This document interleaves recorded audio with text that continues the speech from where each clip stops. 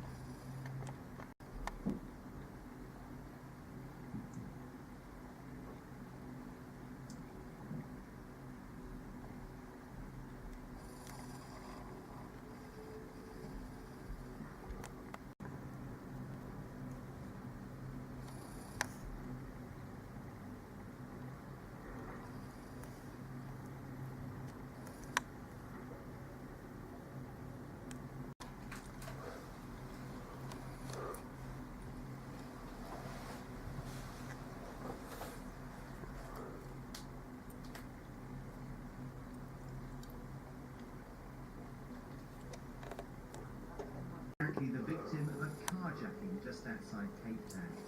But the South African authorities believe that carjacking was ordered by her new husband, Shrien Dewani. The couple seen here on CCTV just before she was killed. Prosecutors claim the 34-year-old businessman wanted his bride dead and so paid a local taxi driver to organise it. For more than 3 years last month, it seems his legal fight in the UK is now over, and today he's expected to be taken from Bristol and then flown to Cape Town. On arrival there tomorrow, claims on that house, and her aides point out that this is at least a couple of months before the Commons authorities asked Maria Miller and Compliance Office. It's not dealt with by the same system, which does still remain in place for other misdemeanors.